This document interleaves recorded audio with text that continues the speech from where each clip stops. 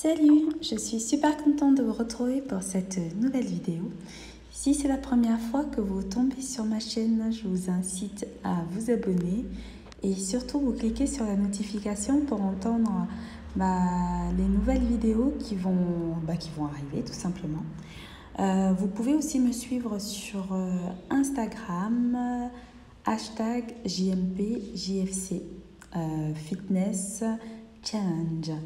Voilà, donc la vidéo d'aujourd'hui va porter sur les effets secondaires du moringa, car tout le monde le sait, donc c'est un arbre qui est très bénéfique, mais il a aussi beaucoup d'effets, je dis beaucoup, très peu quand même d'effets secondaires. Avant de commencer sur les contre-indications, je vais juste vous faire un petit rappel sur l'origine moringa. Donc il faut savoir que c'est un arbre d'origine qui vient de l'Inde, mais bien sûr on peut le retrouver aussi dans les pays d'Asie et d'Afrique. Donc il faut savoir que tout est bon dans le moringa, les feuilles, les tiges, les racines,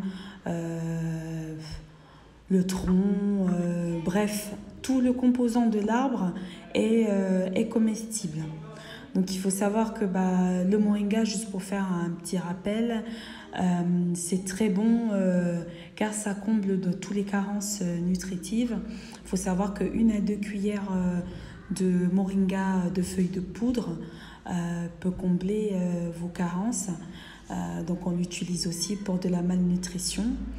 C'est un antioxydant, un hypoglycémiant car la chlorophylle, donc ce qui donne la couleur verte, en fait, favorise la détoxification des cellules de l'organisme. Sinon, c'est aussi un antipurifiant, un antidiabétique et bien sûr un hypocholestérolemien. Donc le taux de cholestérol dans le sérum et le foie et bien sûr les reins. C'est aussi un anticancéreux.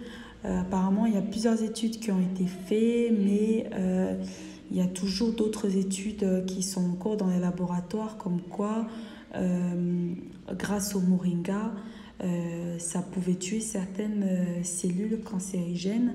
Donc voilà, à suivre. Il y a tellement de magnésium dans cet arbre, c'est vraiment impressionnant, quoi. Donc, bref, il y a tellement d'effets positifs que voilà, c'est pas pour rien qu'on l'appelle l'arbre miracle ou bien l'arbre de vie. Alors, nous allons passer donc aux contre-indications. Alors, dans quel cas je vous déconseille donc tous ceux qui souffrent d'hypoglycémie. Donc c'est pas conseillé de prendre le moringa, sauf si vous êtes suivi par un médecin ou quoi. Vous pouvez commencer une cure, sinon c'est pas la peine, quoi. Et surtout si vous avez du mal à dormir aussi, je vous le déconseille. Moi qui ai fait pas mal de cures, j'évite de le prendre parce qu'au tout début, quand j'ai découvert la plante, je le prenais un peu avant de dormir, un peu n'importe comment, et j'arrivais pas du tout à dormir. Et puis bien sûr, je passais mon temps aux toilettes, qui en vient au prochain point. Donc ça peut être aussi un trouble digestif. Donc ça peut avoir un effet laxatif, bien sûr. Donc surtout, moi je vous conseille de le prendre le matin ou bien un peu avant ou bien juste après manger le midi. Après, à partir de 16-17 heures, je vous le déconseille quand même. Et vous pouvez aussi avoir des brûlures d'estomac, mais c'est très rare. Personnellement, j'en ai pas encore eu. Et puis, comme vous savez que le moringa, il y a beaucoup de vitamines, ça est très très fort en teneur de vitamine A. Donc du coup, ce n'est pas conseillé aux femmes enceintes ou bien aux femmes qui allaitent.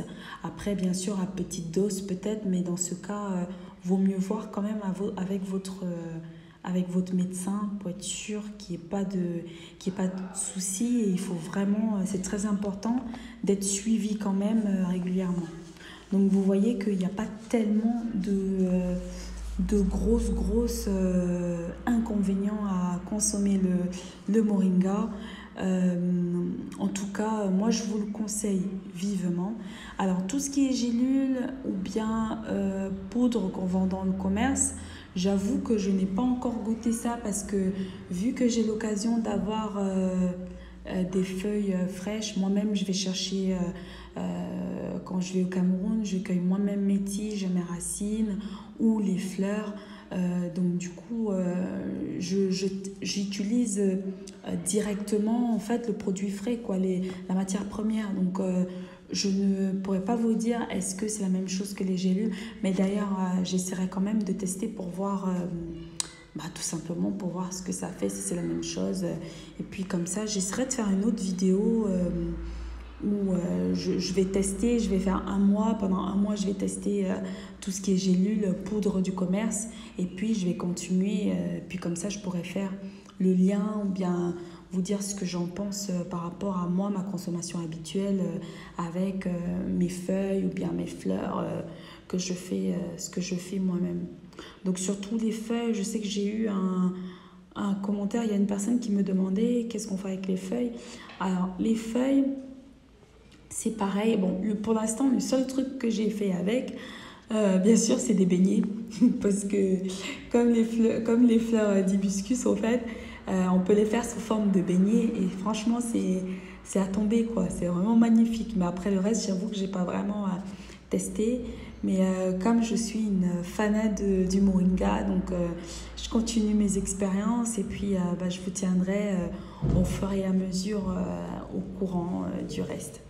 Donc surtout, je vous remercie si vous êtes resté jusqu'à la fin de la vidéo. Surtout, n'oubliez pas de vous abonner, m'encourager, vous liker, vous commenter. Vous me dites ce que vous en pensez du coup, si vous avez déjà utilisé, si vous savez ce que c'est. Et vous pouvez me rejoindre surtout sur Instagram. Voilà, je pose pas mal de photos, je fais pas mal de sport. Donc je partage tout ça avec mes abonnés. Voilà, écoutez, je vous souhaite une bonne continuation et puis à la prochaine pour une nouvelle vidéo.